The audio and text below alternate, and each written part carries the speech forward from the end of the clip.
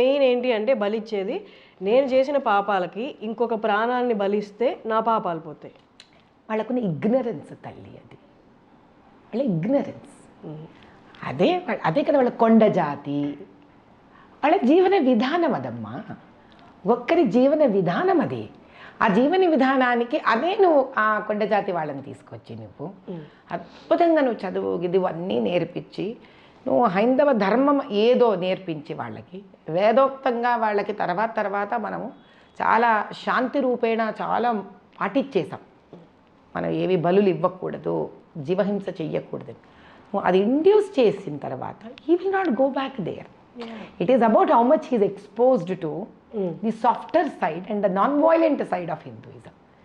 అంతే కదా. ఇప్పుడు ఎవరికి ఎంత, ఇప్పుడు మనం ఉంటాం తల్లి సింపుల్గా. ఇప్పుడు ఆ రోడ్డు మీద జిలేబీలు అమ్ముతుంటాడు, దాని మీద ఈగలు ముసురుతాయి, నువ్వు కొనుక్కొని తినగలవా? ఇలాగ చిన్న బీద పిల్లాడు ఉన్నాడు అనుకో, నువ్వు 10 రూపాయలు పరిగెత్తుకెళ్ళి అక్కడ కొనుక్కొని తింటాడు.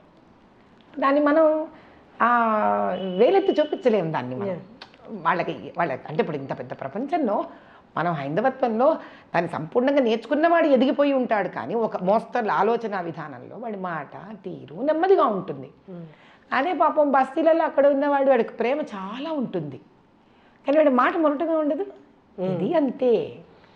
కాలరూపేణ మనం వాళ్ళని శాంతి రూపేణ ఇటుపక్కన హైందవత్వానికి ఉన్న ధర్మ వైపు కానీ, దానికి ఉన్న శాంతి రూపం వైపు కానీ, అహింస రూపం వైపు కానీ వాళ్ళని కన్నా మలచగలిగితే వాళ్ళు శాంతపడిపోతారు. That is totally different. అంటే అది కాదు నేను అంటున్నది. నేను చెప్పేది ఏంటి అని అంటే, హైందవ ధర్మంలో గొప్పతనం ఏంటంటే తల్లిదండ్రులు మనల్ని పెంచుతారు, మనం వాళ్ళని చూసుకుంటాం. స్త్రీని మనం గౌరవించాలి, అటువంటి స్త్రీ మన ఆలనా పాలన చూసుకుంటుంది. మనకి గురువు విద్య నేర్పిస్తారు, అటువంటి గురువుకు మన గురుదక్షిణ రూపంలో జీవితంలో మనం రిటర్న్ వాళ్ళకంటూ ఒక సేవ రూపంలో ఏదో రూపంలో చెయ్యాలి. దేశం మనని ఉద్ధరిస్తుంది, మనం దేశానికి తిరిగి ఏమి ఇవ్వాలి. ఇలాంటిది there is a very balanced give and take story ఇక్కడ. ఇది ఎందుకు డిస్టర్బ్ అయ్యింది అని అంటే, ఇంత సుభిక్షంగా స్టేబుల్ స్టోరీ ఉన్న భారతదేశాన్ని బంగారు భారతదేశం, అదే కదా పాప నరేంద్ర మోదీ గారు తప్పన పడిపోతున్నారు మళ్ళీ తీసుకొని రావాలి అని. ఆయన కష్టపడేదంతా ఇదే. మనం ఏదో ఆయన హైందవత్వమో ఇవన్నీ వేరే వేరే ట్యాగ్స్ ఇవ్వడం, it is not a right thing. ఆయన అనేది ఒకటే, హైందవత్వంలో you give you take, you take you give అనేది చాలా నీట్గా ఉంది సిస్టమ్. అది ఎప్పుడైతే మనం అవలంబిస్తామో తిరిగి you all become normal and we calm down by our life standards. Calm down అన్నారు కాబట్టి నాకు ఇక్కడ క్వశ్చన్ అమ్మ, పూర్వం నుంచి భక్తి డివోషన్ అనేది మెడిటేషన్ రూపంలో, నిన్ను నువ్వు మార్చుకునే రూపంలో, నువ్వు ఎంత కఠినంగా తపస్సు చేసి ఎంత నువ్వు క్లీన్గా ఉంటావు అన్నది. కానీ రాను ఏమైపోయిందంటే, ఇంత డబ్బులు పెట్టి ఈ దర్శనం బుక్ చేసుకొని ఆ గుడికి వెళ్ళి వచ్చామా, అది కూడా తోపులాట, అక్కడ కూడా వాడిని గుద్దుకోవడం వీడిని గుద్దుకోవడం, నేను నాకు ముందుకు వెళ్ళాలి అని. ఇక్కడ డివోషన్ ఎక్కడుందమ్మా? మిమ్మల్ని దీనికి ఒక ఆన్సర్ ఇస్తాను మీకు. శ్యామశాస్త్రి గారు ఉన్నారు, త్యాగరాయ స్వామి ఉన్నారు, వీళ్ళందరూ వాగ్గేయకారకులు. అంటే అప్పటికప్పుడు చక్కని పాటలు రాసేసేవారు. త్యాగరాయ స్వామి రామచంద్రుడు ఆయన ఇంట్లోనే కనిపించేశాడమ్మా ఆయనకి. ఫస్ట్ ఆఫ్ ఆల్ అంటే క్షేత్రాలకు తిరగద్దు అనట్లేదు నేను. అంటే మన సంవత్సరం అంతా ఏదో చేసేసి, మన సంవత్సరానికి ఒకసారి 6 నెలలకు ఒకసారి ఒక క్షేత్రానికి వెళ్ళి అక్కడ దర్శించేసుకుంటే మన పాపాలు వెళ్ళిపోతాయేమో అనే ఒక ఈ ట్రాన్సాక్షన్ యాటిట్యూడ్ వచ్చింది చూడండి. అది ఎక్కడ మొదలైంది అయి ఉంటుంది అంటారు? ఎక్కడ మొదలయ్యి ఉంటుంది, ఇది మీరు కూడా నాకు ఒక పెద్ద ప్రశ్నే వేశారు నిజంగా చెప్పాలంటే.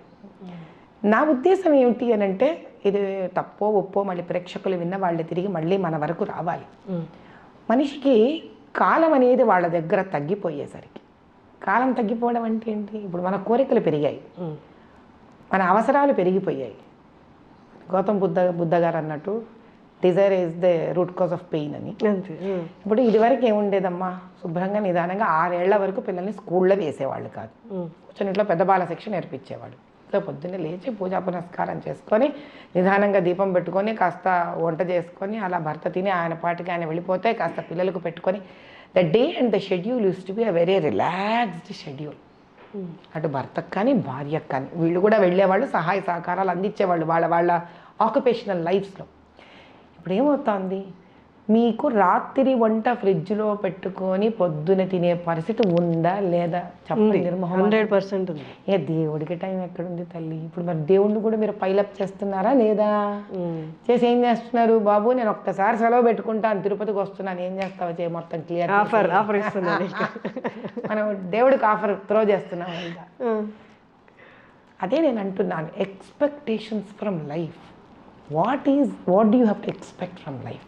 You have to expect from life knowledge. You have to expect from life a satisfaction.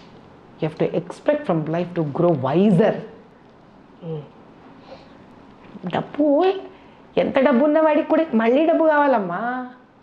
So అది ఏం పెద్ద డబ్బులు ఉన్నవాడు తృప్తిగా ఉన్నాడని అనుకోకండి. లేదు.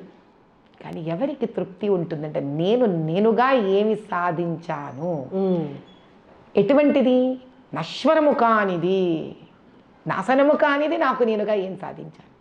ఒక కొత్త విద్యనా, ఒక సంగీతమా, ఓ భక్త, ఒక కాన్సెప్ట్గా సబ్జెక్ట్లో ఒక నెక్స్ట్ లెవెలా, నేను ఒక బెస్ట్ ఫోటోగ్రాఫర్నా, నేను అథ్లీట్నా, నా అంతకు నేను ఏది నాకు చేతనేనంత వరకు వెళ్ళి చూశాను అని ఒకటి సాధించండి. ఆ డబ్బు మీకు తృణప్రాయంగా కనిపిస్తుంది ఆ తర్వాత. A person should have a reason and cause for his birth కదమ్మా. నిన్న ఐటీ ఉద్యోగానికి మనం ఏదో ఇంజనీరింగ్ చేసేసి ఒక ఐటీ ఉద్యోగం తెచ్చుకొని ఒక డబ్బా ముందు పొద్దుటి నుంచి రాత్రి దాకా ఒకటే పని చెయ్యడానిక ఇంత మానవ జన్మ. ఉద్యోగాలు చేయొద్దనట్లేదు, అండర్స్టాండ్. ఇప్పుడు ఉద్యోగానికి వస్తారు పిల్లలు, చూస్తుంటాం మేము కూడా. 6 నెలలు అవ్వగానే, సంవత్సరం అవ్వగానే ఇంకో జాబ్కి వెళ్ళిపోతుంటారు. అక్కడి నుంచి ఒక 6 నెలలు, సంవత్సరం ఇంకో జాబ్కి వెళ్ళిపోతారు. దానికి శాలరీ పే ఓ 20,000 డిఫరెన్స్ ఉంటుందనే, 30,000 డిఫరెన్స్ ఉంటుందని నన్ను అడగచ్చు. మీ కడుపు నిండింది మీరేమనొచ్చు అన్న ఎవరైనా వచ్చి అడగచ్చు. దానికి నా పర్సనల్గా రమ్మనండి, నేను వనాలని వాళ్ళకి సమాధానం చెప్తాను. నా జీవితం ఎంత సింపుల్గా ఉంటుందో.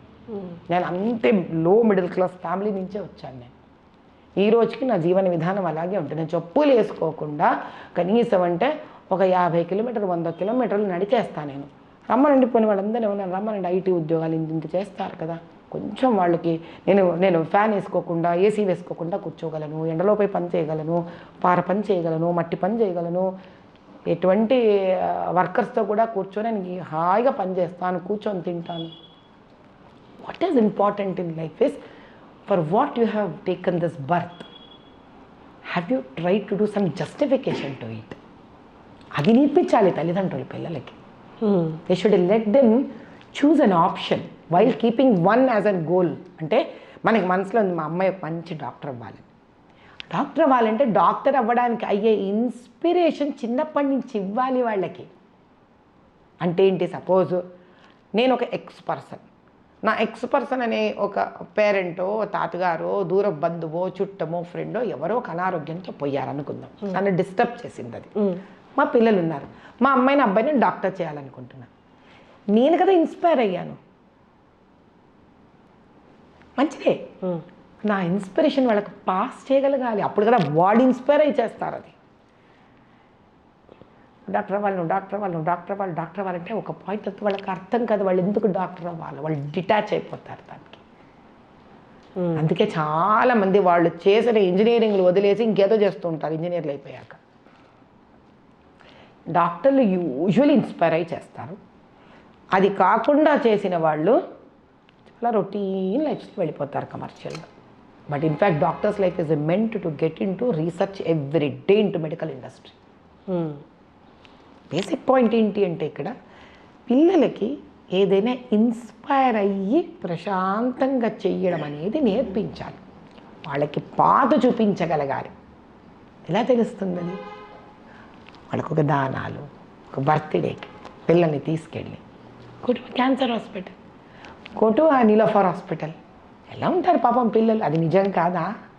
అది బాధ కాదా? మరి మన ఇంట్లో పనిచేస్తారు ఎంతమంది ఆడవాళ్ళు, మగవాళ్ళు, వాళ్ళ పిల్లలు ఉంటారు. మా పిల్లలు అలా ఇంటరాక్ట్ అయ్యేవాళ్ళు పుట్టినరోజు నాడు. మీకు అన్ని రోజులలో మదర్ తెరీసా హోమ్కి తీసుకెళ్ళేదాన్ని చిన్నప్పుడంతా. అది మా రూల్ ఇంట్లో. వాళ్ళు పోయి వాళ్ళ చేతులతో, ముసలి వాళ్ళకి కానీ, బీద వాళ్ళకి కానీ, వాళ్ళ చేతులతో పంచాలి. వాళ్ళకి they should know the reality of this world. Yeah.